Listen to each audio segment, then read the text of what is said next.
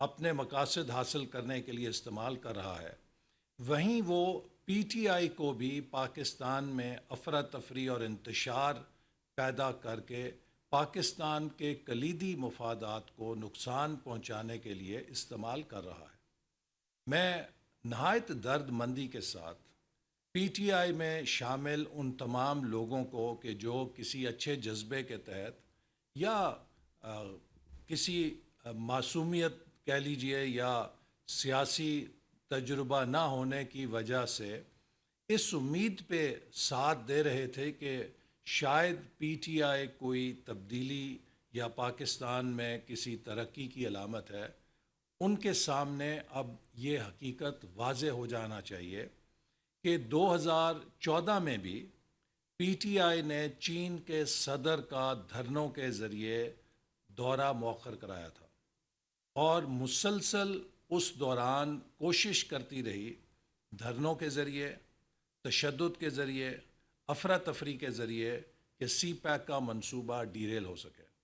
اور 2018 میں جب وہ آر ٹی ایس سسٹم کے ذریعے اقتدار میں آئی تو اس کا پہلا نشانہ بھی سی پیک تھا۔ انہوں نے سی پیک منصوبوں کے خلاف نہایت سکینڈلس الزامات، جھوٹے الزامات لگا کر چینی سرمایہ کاری کو پاکستان سے دوسرے ملکوں کی طرف منتقل ہونے پہ مجبور کیا۔ اور اب پھر جب ہم نے سی پیک فیز 2 کا عمل شروع کیا ہے اور وزیر اعظم شہباز شریف کے حالیہ چین کے دورے کے موقع پر چین پاکستان نے اس عزم کا اظہار کیا کہ وہ پہلے سے زیادہ فیز 1 سے زیادہ پرجوش ہو کے اس سے زیادہ طاقتور فیز 2 سی پیک کا شروع کرنا چاہتے ہیں، تو ہم نے دیکھا تحریک انصاف کی صفوں میں پھر کھلبلی مچ گئی اور وہ مسلسل اس کوشش میں ہے کہ پاکستان میں جو اقتصادی ریکوری کا عمل شروع ہوا ہے، جس کا ثبوت آج پوری دنیا دیکھ رہی ہے کہ پاکستان کے اقتصادی اشاریے بہتر ہو رہے ہیں، پاکستان کی معیشت ان زخموں سے اب صحت یاب ہو رہی ہے جو پی ٹی آئی کے 4 سالہ حکومت نے ملک کو ڈیفالٹ کے کنارے کھڑا کر کے لگائے تھے۔ تو ایک دم پھر پی ٹی آئی کی جارحانہ، پرتشدد اور پر انتشار کارروائیوں میں اضافہ ہو گیا ہے۔ آپ ٹھنڈے دل سے سوچئے، کیا پاکستان ان سب چیزوں کا متحمل ہو سکتا ہے؟ اگر شکایت یہ ہے کہ ہمارے لیڈر کو جیل میں رکھا گیا ہے، تو ہم سب نے بھی اسی لیڈر کی جھوٹے مقدموں میں جیلیں بھگتی ہیں۔ اگر کسی شخص کو کسی مقدمے میں جیل کا سامنا کرنا پڑتا ہے تو اس کا ایک ہی راستہ ہے کہ وہ اپنی بے گناہی عدالتوں کے سامنے صاف طور پہ پیش کرے اور اپنی بے گناہی ثابت کر کے خود کو بری کرائے۔ میں نے خود پی ٹی آئی کا وہ تشدد بھرا دور دیکھا، وہ جھوٹ بھرا دور دیکھا اور وہ تمام سختیاں جھیلیں مجھ سمیت مسلم لیگ نون کے اوپر سے لے کے نیچے تک اکابرین نے وہ تمام جیلیں بھگتیں۔ نواز شریف صاحب نے جیل بھگتی، لیکن ہم نے کبھی پاکستان کی ریاست سے لڑائی نہیں لڑی۔ شہباز شریف صاحب نے جیل بھگتی، ہم نے کبھی پاکستان کی ریاست سے لڑائی نہیں لڑی۔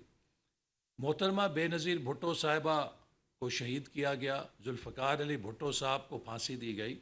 پیپلز پارٹی نے کبھی ریاست سے لڑائی نہیں لڑی۔ کیا کوئی شخص پاکستان کی ریاست سے بڑا ہو سکتا ہے کہ وہ شخص جو دوسروں سے کہے کہ آپ رسیدیں پیش کریں، اگر اسے کہا جائے کہ 190 ملین پاؤنڈ کی وہ ٹرانزیکشن جو پاکستان کے خزانے میں آنی چاہیے تھی، آپ نے کسی ایک اپنے دوست کو فائدہ پہنچانے کے لیے اس کے جرمانے کے اکاؤنٹ میں سپریم کورٹ میں اسے منتقل کر دیا تاکہ اس کا فائدہ وہ اٹھا سکے، اور اس کے عوض آپ نے اس سے فائدے حاصل کیے۔ تو اگر آپ سے کہا جاتا ہے کہ اس الزام میں اپنی بے گناہی ثابت کریں تو اپنی بے گناہی ثابت کریں، ملک اور ریاست کے ساتھ دشمنی نہ کریں۔ اگر آپ سے یہ کہا جاتا ہے کہ آپ نے کروڑوں روپے کے جو تحائف لیے ان کو نہایت کوڑیوں کے بھاؤ کی قیمت لگوا کے مارکیٹ میں فروخت کر کے اپنی جیبوں میں پیسے ڈال لیے اور اس کی رسیدیں پیش کریں، اور آپ بوگس رسیدیں پیش کرتے ہیں، جبکہ آپ ساری دنیا کی کردار کشی کرتے تھے کہ رسیدیں پیش کرو، رسیدیں پیش کرو، اور اپنی رسیدیں دینے کی باری آئی ہے تو آپ ریاست کے ساتھ جنگ شروع کر دیتے ہیں، آپ پاکستان کے مفادات پہ حملہ آور ہوتے ہیں۔ آپ کے خلاف فائنینشیل ٹائمز نے آج سے 2 سال پہلے خبر شائع کی کہ آپ نے چیریٹی کے پیسوں سے اپنی سیاسی مہم چلائی، آپ نے شوکت خانم کے نام پر پیسے اکٹھے کیے، لیکن اس پیسوں کو اپنی سیاسی جماعت کے لیے استعمال کیا۔ اگر آپ سچے تھے تو فائنینشیل ٹائمز کے خلاف آج تقریباً 2 سال کا عرصہ ہو چلا ہے، 1.5 2 سال کا، آپ نے کیوں نہیں آج تک مقدمہ کیا؟ آپ کے لیے ہر جرم جائز ہے، اور اگر آپ کو آپ کے جرائم کے بارے میں پوچھا جائے تو بجائے یہ کہ آپ اس کا جواب دیں، آپ پاکستان کی ریاست پہ حملے شروع کر دیں۔ میں سمجھتا ہوں کہ یہ نہایت ہی قابل مذمت اقدام ہے۔ اس کے علاوہ میں پی ٹی آئی کے اپنے دوستوں سے یہ ضرور کہوں گا کہ ٹھنڈے دل اور دماغ سے سوچیں کہ آج تک ان صاحب نے سوائے قوم میں نفرت پیدا کرنے کے، ایک دوسرے کے خلاف نفرت کے ساتھ قوم میں محاذرائی پیدا کرنے کے، قوم کو اپنے ہی پاکستانیوں سے نفرت پہ مجبور کرنے پہ، پاکستانیوں کو اپنے ہی ریاست کے اداروں کے خلاف، جب کبھی سپریم کورٹ آپ کے خلاف فیصلہ دے تو آپ سوشل میڈیا کے ذریعے سپریم کورٹ کی ایسی تیسی کر دیتے ہیں، اور سپریم کورٹ کو آپ پاؤں کے تلے رون دیتے ہیں، اور جب کبھی آپ کے حمایتی جج آپ کے حق میں فیصلہ دیتے ہیں تو وہی سپریم کورٹ آپ کو خدا کے بعد سب سے زیادہ معتبر لگتی ہے۔ لیکن حقیقت یہ ہے کہ اگر پاکستان میں کوئی آئین شکن ہے، کوئی سولین آئین شکن ہے، تو وہ صرف ایک عمران خان ہے، جس کے بارے میں سپریم کورٹ کے 5 ججوں نے متفقہ طور پہ کہا کہ اس نے اپنی سیاست کی خاطر ایکسٹرا کانسٹیٹیوشنل اقدام کرتے ہوئے قومی اسمبلی توڑی۔ آج آپ پارلیمانی بالادستی کی بات کرتے ہیں، جبکہ پارلیمنٹ کو آپ نے صرف اپنی سیاست کی خاطر غیر آئینی طور پہ توڑ کے اس پارلیمنٹ پہ حملہ کیا۔ آپ کس منہ سے آئین کی بات کرتے ہیں کہ جب سپریم کورٹ نے آپ کے بارے میں یہ فیصلہ دیا کہ آپ نے ایکسٹرا کانسٹیٹیوشنل اقدام کیا، آپ نے کیا، آپ کے اسپیکر نے کیا، آپ کے ڈپٹی اسپیکر نے کیا، اور سپریم کورٹ اس بات کو تاریخ میں ہمیشہ کے لیے اپنے فیصلے سے رقم کر چکی ہے کہ آپ آئین شکن ہیں۔ بلکہ افسوس یہ کہ آپ کے خلاف کارروائی آئین شکنی کے لیے دیر کیوں ہوئی، اسے پہلے کی جانی چاہیے تھی۔ اسی طرح 4 سال آپ حکمران رہے، سیاہ سفید کے مالک رہے۔ میں پی ٹی آئی کے ہر دوست کو دعوت دیتا ہوں کہ بتائیے کوئی ایک ڈپلومیٹک انیشیٹو، بتائیے کوئی ایک اکنامک پالیسی، کراچی سے پشاور تک کوئی ایک اقتصادی منصوبہ،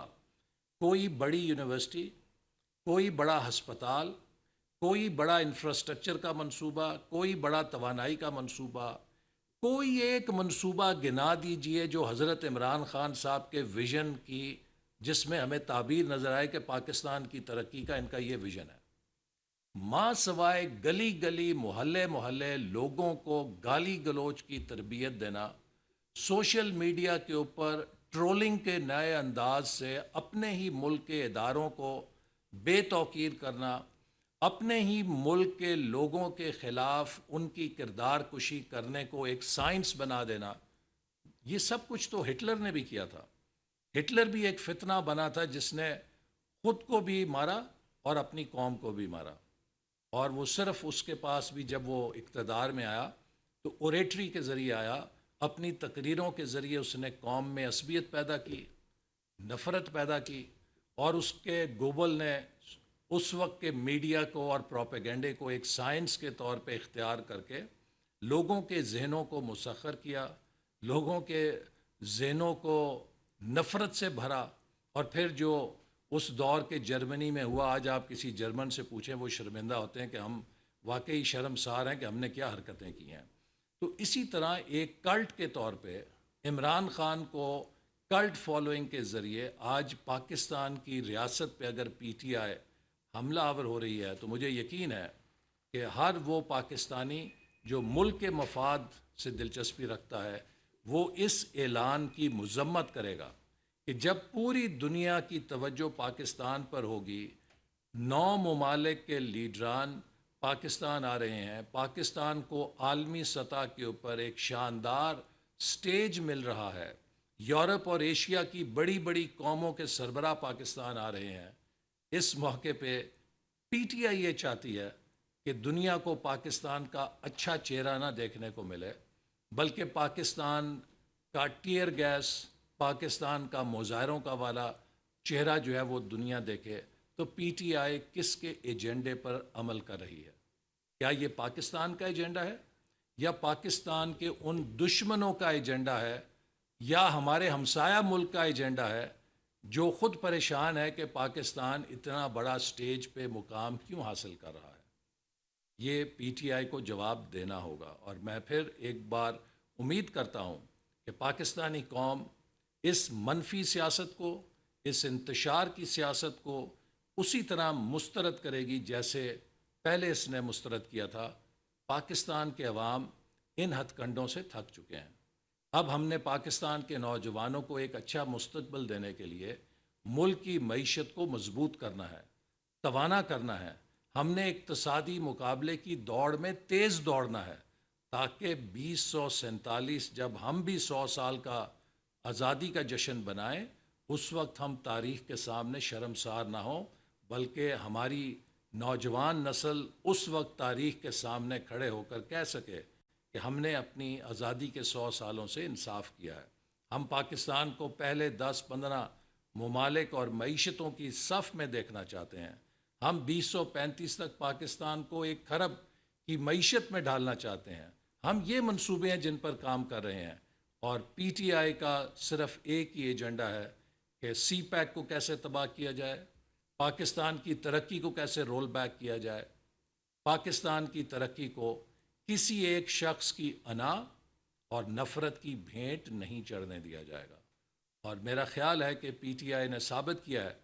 کہ یہ بھی، جس طرح ترکی میں گلن موومنٹ نے ریاست پہ قبضہ کرنے کی کوشش کی، یہ پاکستان کی گلن موومنٹ ہے جو پاکستان کی ریاست پر اپنے حمایتیوں کے ذریعے، ان کے پینیٹریشن کے ذریعے قبضہ کرنا چاہتی تھی۔ اور ترکی میں سید طیب اردگان نے جس طرح گلن موومنٹ کا علاج کیا ہے، ہمیں بھی شاید اسی طرح اس فتنے کا علاج کرنا پڑے گا تاکہ پاکستان کی ترقی کی طرف کسی کو میلی نگاہ سے دیکھنے کی جرت نہ ہو۔ یہ پاکستان ہم سب کی ذاتی انا سے بڑا ہے۔